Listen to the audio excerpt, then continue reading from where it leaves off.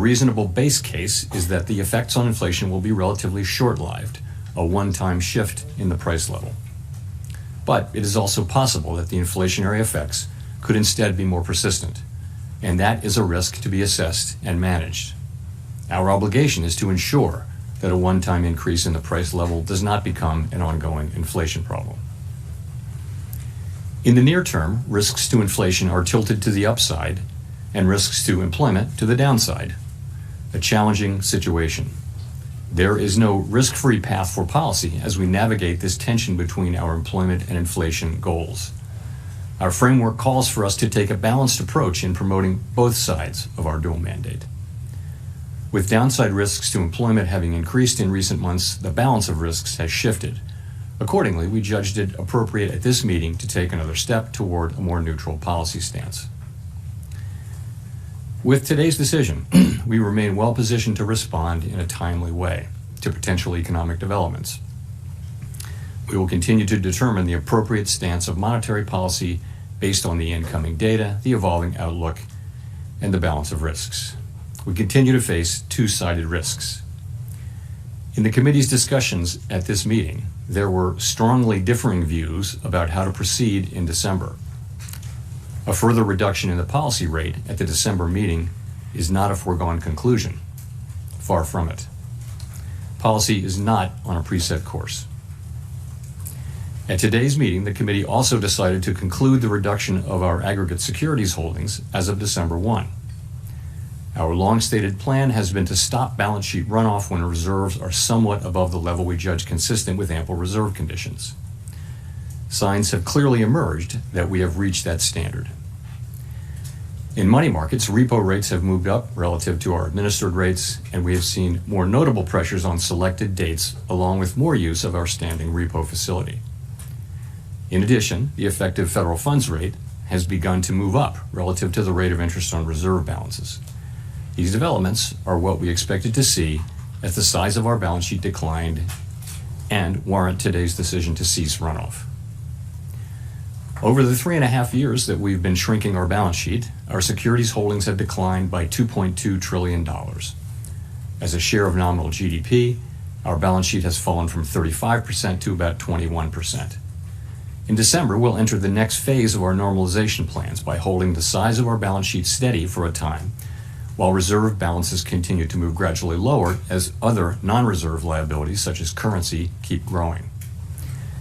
We will continue to allow agency securities to run off our balance sheet and will reinvest the proceeds from those securities in Treasury bills, furthering progress toward a portfolio consisting primarily of Treasury securities.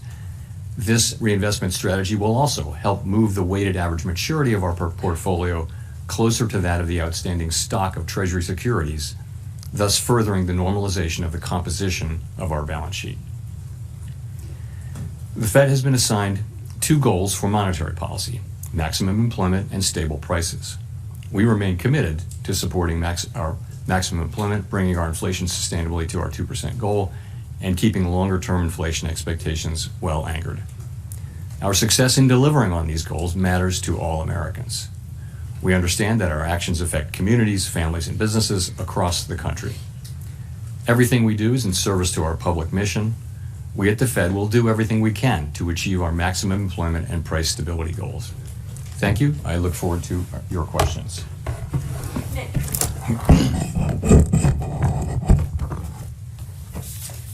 Nick Timmeros of the Wall Street Journal. Chair Powell, are you uncomfortable with how market pricing has assumed a rate cut is a foregone conclusion at your next meeting?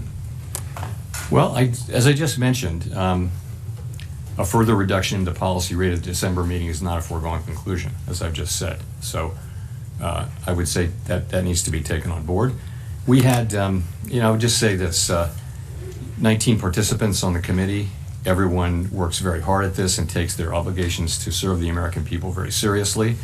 And at a time when we have tension between our two goals, we have strong views across the committee. And as I mentioned, there were strongly differing views today. And the takeaway from that is that we haven't made a decision about December. And we're going to be looking at the data that we have, how that affects the outlook and the balance of risks. And I'll just say that.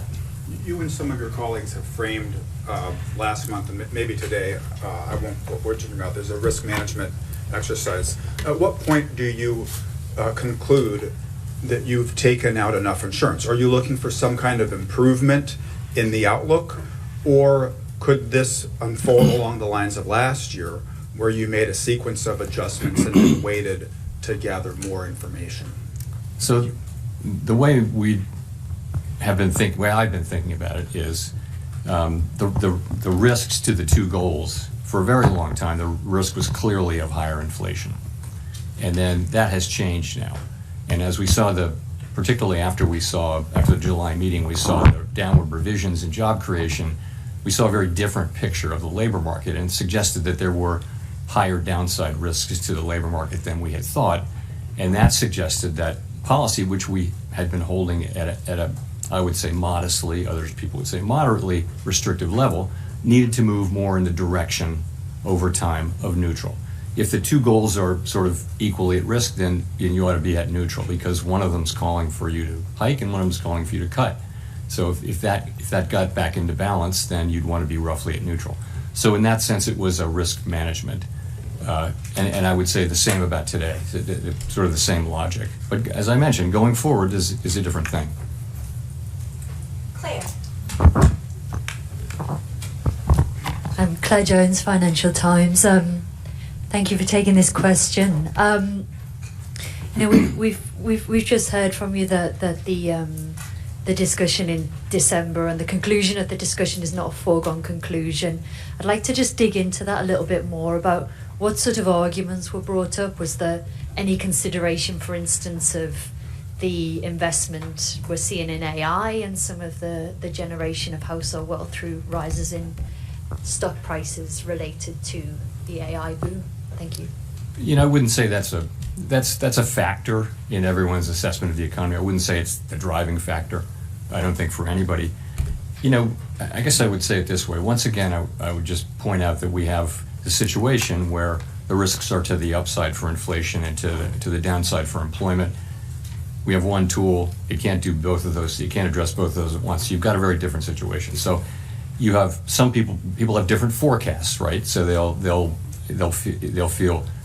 forecast faster or slower progress on one or the other, and they also have different levels of risk aversion. And some will be more averse to inflation overruns, and some will be more averse to underruns of employment. And so you put that together, and as you can see from the SEP and from the public discussion that goes on between the meetings when more participants go out and talk, they're very disparate views, and they were reflected in strongly differing views in today's meeting, as I pointed out in my remarks.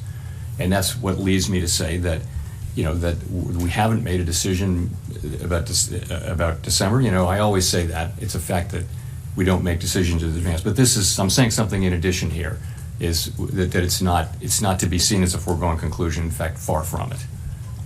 Can I just ask a quick follow-up on QT? How much of the fund impressions we've seen in money markets are related to the US Treasury issuing more short-term debt? That could be one of the factors, but the reality is we've seen, the things that we've seen, higher repo rates and federal funds rate moving up. These are the very things that we look for. We actually have a framework for looking at, what the place we're trying to reach. Well, what we said for a long time now is that when we feel like we're a bit above what we consider a level that's ample, that we would freeze the size of the balance sheet. Of course, reserves will continue to decline from that point forward as non-reserve liabilities grow. So this happened, some things have been happening for some time now, showing a gradual tightening in money market conditions. Really in the last, call it 3 weeks or so, you've seen more significant tightening, and I think a clear assessment that we're at that place. The other thing is, the balance sheet is shrinking at a very, very slow pace now. We've reduced it by half twice, and so there's not a lot of benefit to be holding on to get the last few dollars, because again, with the balance sheets, the reserves are going to continue to shrink as non-reserves grow. So, there was support on the committee as we thought about it to go ahead with this and announce, effective December 1, that we will be, freezing the size of the balance sheet. And the December 1 date gives the markets a little bit of time to adapt. Colby. Thank you, Colby Smith with the New York Times. So much of the rationale for cutting interest rates, even as inflation moves away from the 2% target, seems to be, that there are these mounting downside risks to the labor market. But if those don't materialize and the labor market either stabilizes around current employment levels or even starts to strengthen somewhat, how would that change your perception of how much interest rates need to fall from here? Would you then be a bit more concerned about underlying inflation and the possibility of second round effects from tariffs? Yeah, I mean, in principle, if you were to see data that suggested that the labor market's strengthening or even that it's stabilizing, that would certainly play into our decisions going forward. So, we do have, we get some data. The labor market is a place where we get, for example, we get the state level data on initial claims, which are sending a sort of a signal of more of the same. We also get job openings. And we'll get lots of survey data. We'll get the Beige Book and things like that. So we'll have a picture of what's going on in the labor market, and the fact that we're not seeing an uptick in claims or a downtick really in openings suggests that you're seeing maybe continued very gradual cooling, but nothing more than that. So that does give you some comfort.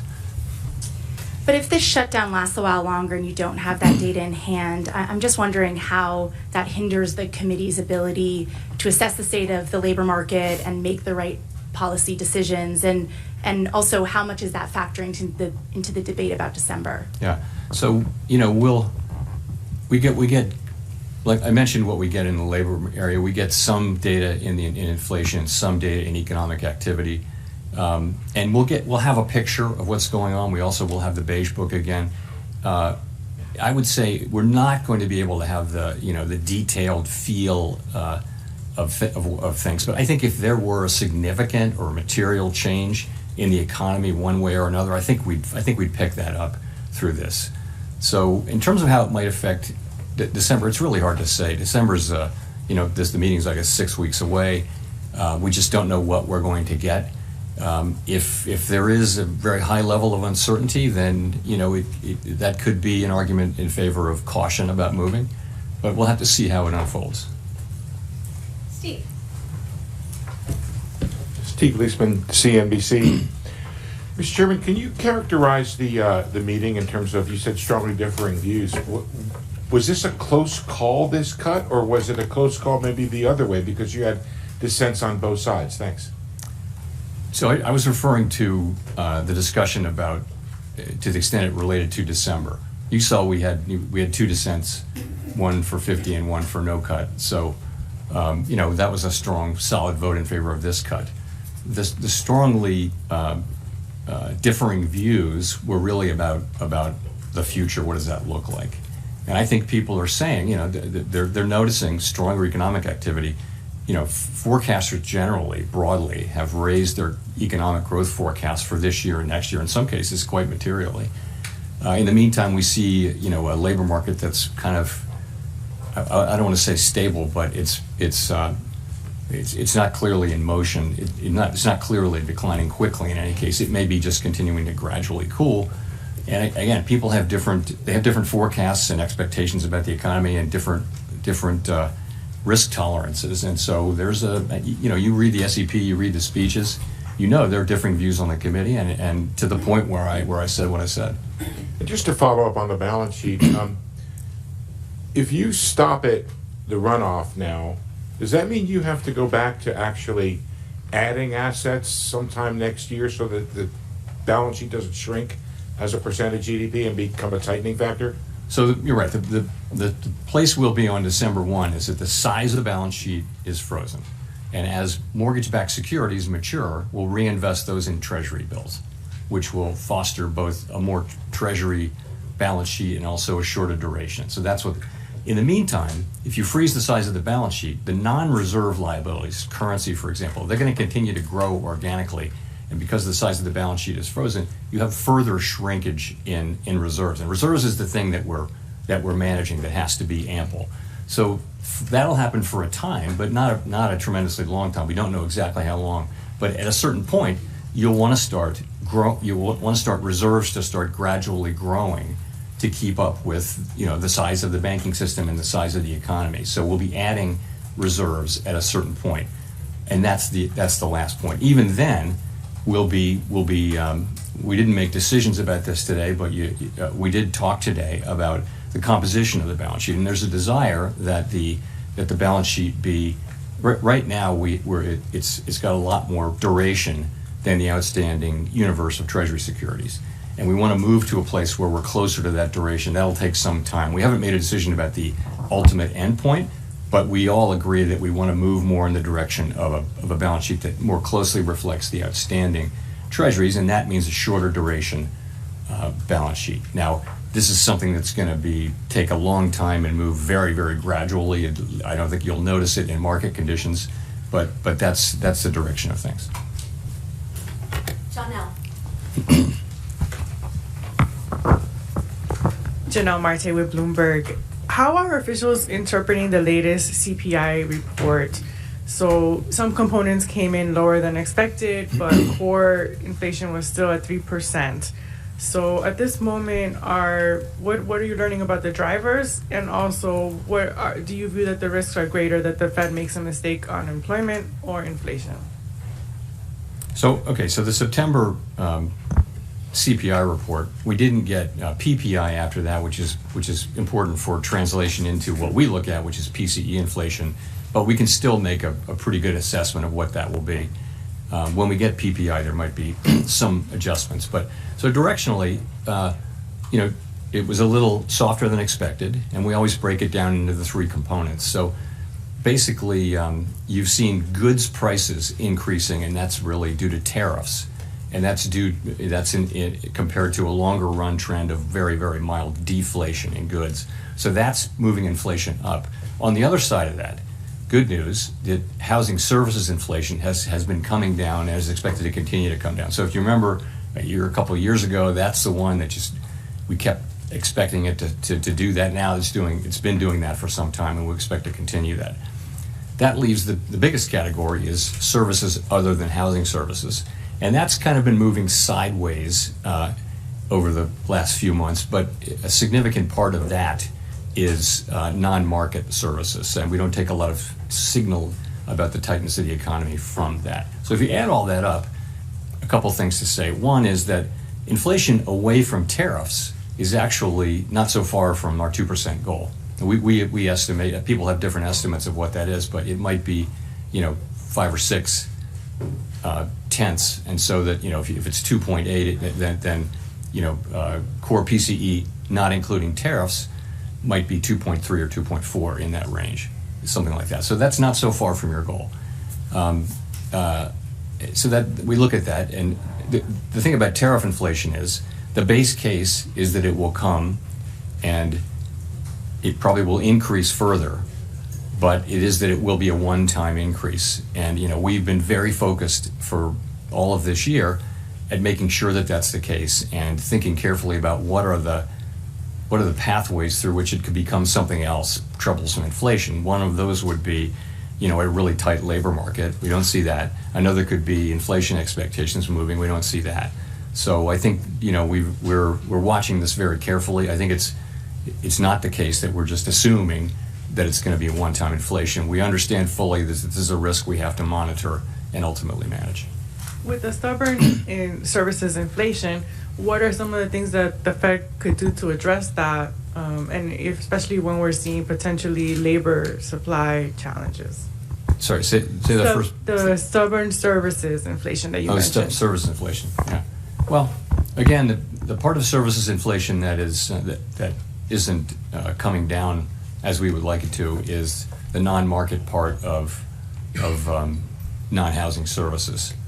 And overall, that's just something that we expect will come down. The non-market part of it should come down. It largely reflects higher stock prices and financial services that are imputed rather than actually paid is a big part of that. But also just we think policy is still modestly restrictive in my telling. So that's the kind of thing that should lead to a gradually cooling economy. That's one of the reasons you see a gradually cooling labor market, is because the Fed policy is modestly restrictive. So that should also help get that.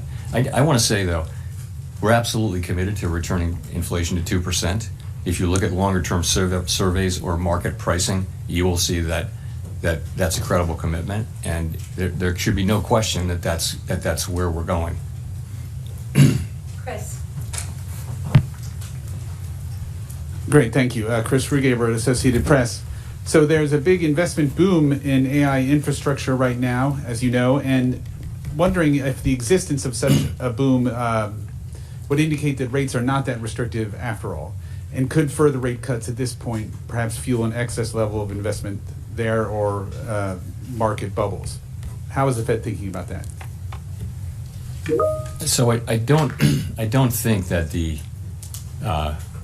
you're right. There are a lot of data centers being built and other investments being made around the country and around the world. Big U.S. companies are just investing a lot of resources in thinking about how AI, which will be based on those data centers, run through those data centers, is going to affect their businesses. So it's a big deal. I don't think that the spending that happens to build data centers all over the country is especially interest sensitive.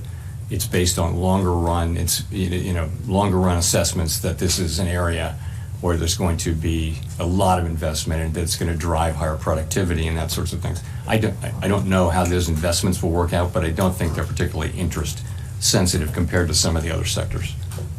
And then just a quick follow-up. You mentioned that you do have data that you're looking at for inflation and growth in the absence of government data. Could you give us a sense? I think we know a lot about the jobs data that's out there. Can you give us a sense of what you're looking at to track inflation in the absence of government data? Thank you.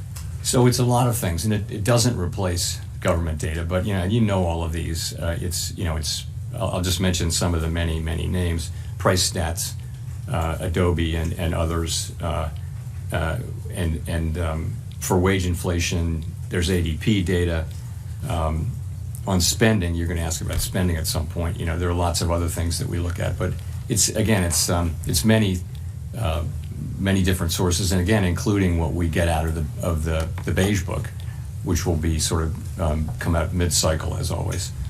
And it doesn't replace the government data, but it gives us a picture. Again, I think if something material were happening, if there were material developments, I think we would pick that up.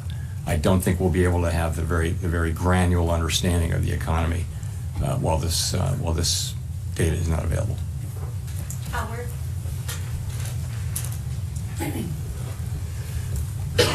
Howard Schneider with Reuters. Thank you. I just wanted you to elaborate a little bit on what you said a moment ago about a continued shutdown, making it more difficult to make a move in December, and that may make you more cautious. To the degree you are relying on private data that isn't the gold standard, or that you're relying on your own surveys or the Beige Book, do you worry at some point you're going to have to start making policy by anecdote? This is a temporary state of affairs, and we're going to do our jobs. We're going to collect every scrap of data we can find, evaluate it, and think carefully about it. And that's our jobs. That's what we're going to do. If you ask me, could it affect the December meeting? I'm not saying it's going to, but yeah, you could imagine that what do you do if you're driving in the fog? You slow down. So that could or could not. I don't know how that's going to play into things. We may get the data may come back, but there's a possibility that it would make sense to be more cautious about moving. I'm not committing to that. I'm just saying it's certainly a possibility that you would say we really can't see, so let's slow down.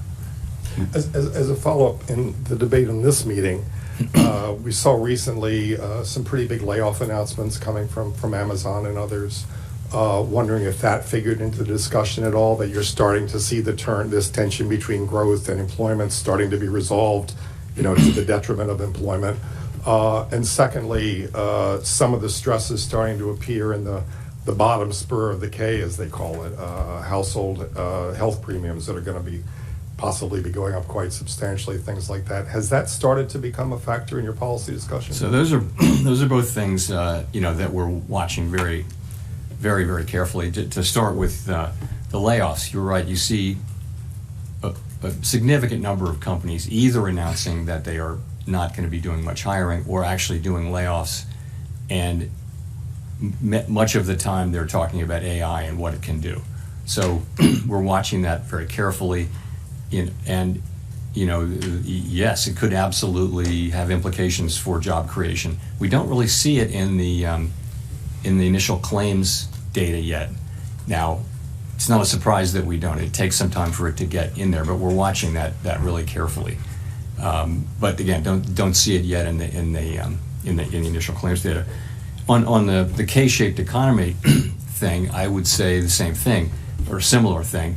We are, if you listen to the earnings calls or the reports of, big public consumer-facing companies, many of them are saying that there's a bifurcated economy there, and that consumers at the lower end are struggling and buying less and shifting to lower-cost products, but that at the top, people are spending at the higher income and wealth, and so much anecdotal data on that, and so we think there's something there. Edward. Thank you, Edward Lawrence with Fox Business. So, Mr. Chairman, I want to take another crack at the further reduction in rates is not a foregone conclusion. So in December, he said, far from it. So if a cut might not be on the table for December because of lack of data, what does the other concerns then stem from? So if it's not lack of data as the reason December is not a foregone conclusion, what other things could be the concern then? Well, the perspectives of people on the committee that, we've now moved 150 basis points, and that we're down into, you're into that range between 3 and 4 where many estimates of the neutral rate live in that 3 to 4% area. You're there now. You're above the median number for the committee, but I think there are people on the committee who have higher estimates of the neutral rate, and that's you can argue these positions since it can't be directly observed, the neutral rate. So, I think for some part of the committee, it's time to maybe take a step back and see whether there really are downside risks to the labor market, or see whether in fact the growth that the stronger growth that we're seeing is real. Ordinarily, the labor market is a better indicator of the momentum of the economy than the spending data. That's the lore. In this case, that gives a more downbeat read. So people just have, again, we've cut 50 more basis points in the last 2 meetings, and there was a sense like, let's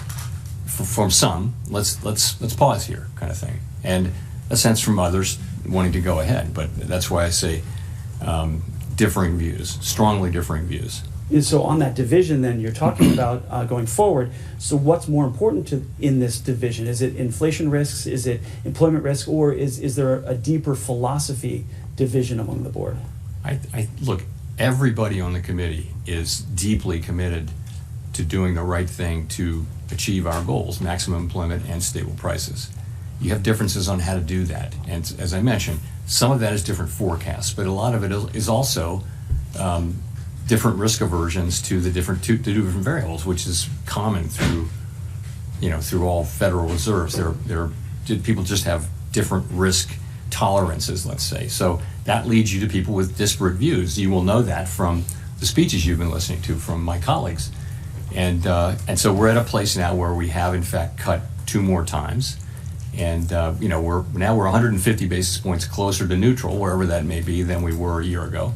And so there's a growing chorus now of feeling like maybe this is where we should at least wait a cycle, something like that. That's what it is. It's just what you think it would be. It's and again, you've seen it in the September Summer of Economic Projections. You've seen this in the public remarks of FOMC participants, and now I'm telling you that's what you can expect that in the minutes. And I'm just telling you that's what happened in the meeting. Elizabeth. 华人看世界尽在华人资讯网好视频。